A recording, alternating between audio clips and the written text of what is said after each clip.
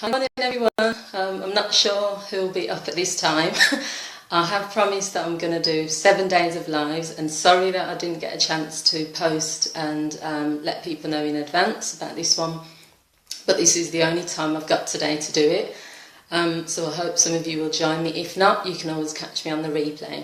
So anyone that's sort of watching that isn't watching as part of New Journey's counselling page, just to let you know that I'm a relationship counsellor. I work with individuals as well to discuss their relationships, whether they have issues from the past or issues with trust, but I mainly work with couples as well.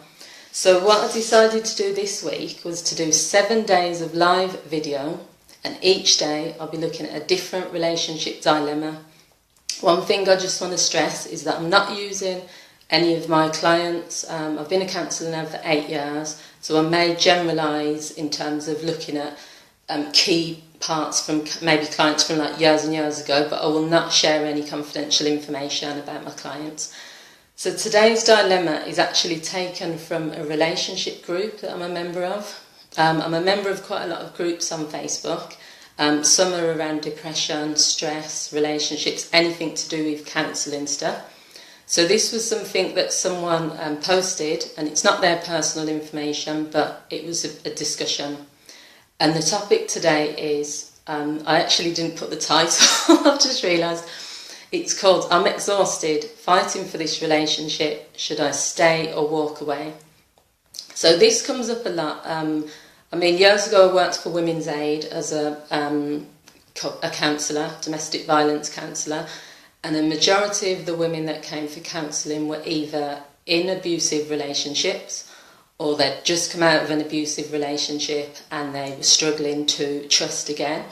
But in this case, this wasn't even someone that was talking about abuse or anything like that. She was basically saying that it feels like it's one-way traffic. She's doing all the fighting for the relationship, she's putting all the effort in, but the other person is just, it feels like he's not really there, he's not really in it, that he's given up. So something that I want to say first of all is that I don't think anyone can make a decision for anyone else about their decision, about their relationship. We're only looking in, even me as a counsellor, I don't advise or instruct my clients to do anything. I'll explore with them what it is that they want, and then they'll come to the decision by themselves. I think it's all right for people looking in to give advice and to say you should do this, you should do that, but only the person in that relationship can make the decision because you're the one that's in it. So talking from my own experience, if I've had to make a decision between fighting or walking away from a relationship, it's usually been for these 4 reasons. Actually, I've written them down.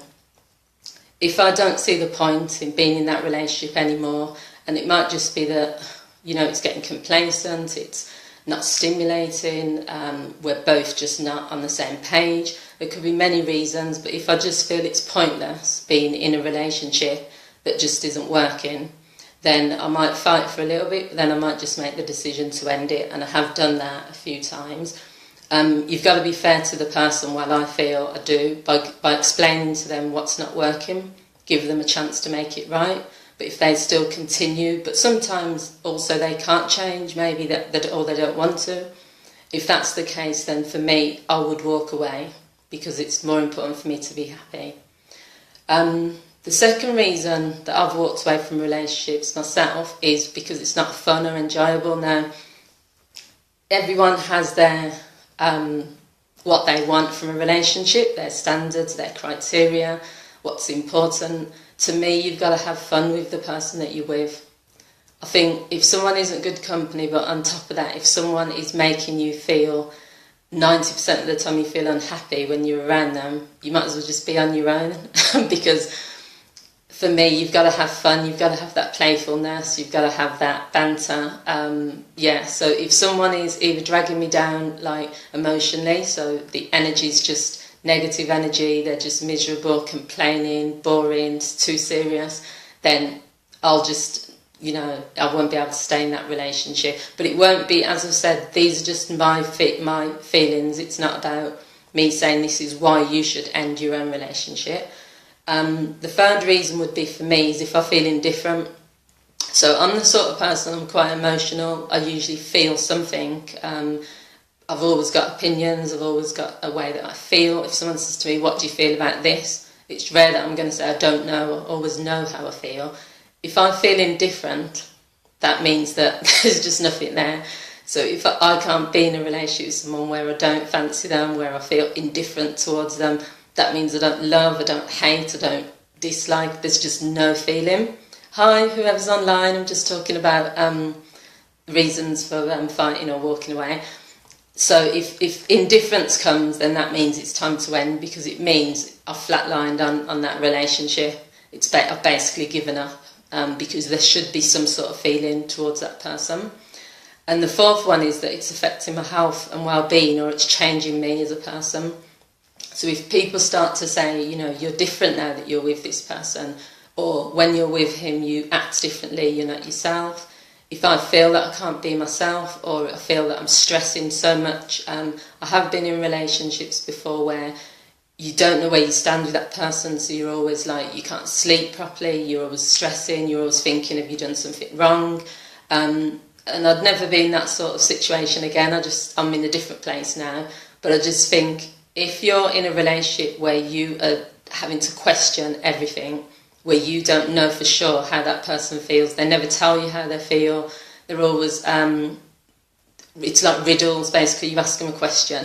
I said to someone once, I told them that I love them, and then they said, I've got strong feelings about you as well. So I said, what does that mean? I said, it means I've got strong feelings. I never quite knew what they meant or where I stood. You know, if you love someone, you say, I love you, you know, strong feelings could mean anything. It could be strong feelings of hate, you know. But the point is, yeah, they're my four. So all I would say before I end this live, because I don't really want to do a lengthy one today, is these are some of the questions to ask. So if you're in this dilemma where you're exhausted, you feel you're doing all the fighting, you don't know whether to stay or walk away, I would say ask yourself these 3 questions. What is the likelihood of my spouse changing? Hi, whoever's online, say hello if you want. What is the likelihood of my spouse changing? So that you can't change another person, but you have to consider, if you've been with someone for 20 years and they've been doing the same thing, is it likely they're going to change in another 20 years? Or can you accept that things are just going to stay like that? So if you can stay there and you continue to fight, you can't then complain if that person hasn't changed, because you're making that decision. Number 2 question to ask, what could be the reason they're not giving 100% to me? If you're giving 100% but the other person is like literally, you know, not giving as much, could they be having an affair? Could it be that they're just not interested anymore but they don't want to say? Could they be doing it on purpose because they want you to end the relationship? Could something be going on with them, you know, that they haven't told you? Maybe something at work, maybe they've got other stresses. Try and think about what's the reason, and maybe try and explore that with the person. It doesn't have to always be that they're not interested in the relationship. It might just be things are going on for them. And the final thing, this is probably the most important actually, when you imagine yourself in the relationship 12 months, 6 months, 2 years from now, how does it make you feel? If you can't imagine being happy 12 months with this person, 2 years with this person, for the rest of your life with this person, then you have to think, is it worth fighting for? Because if you think, well, in 12 months' time it's still going to be the same, and oh, I'm going to feel so like unhappy if I stay here, then that's your answer really, isn't it? Because you can't change another person, you can't control what they do, but you can make decisions that affect you, really. So thanks for watching, and this has been like quite a short live. I usually try and do them in the afternoon or the evening, but I've actually got to go. I've got a long day today. And thank you for everyone for watching, and you can find out all my information if you go to my Facebook page. And if you want to make a counselling inquiry, you can also find details on my page. Thank you for watching, and I'll speak to everyone soon. Have a great day. Bye.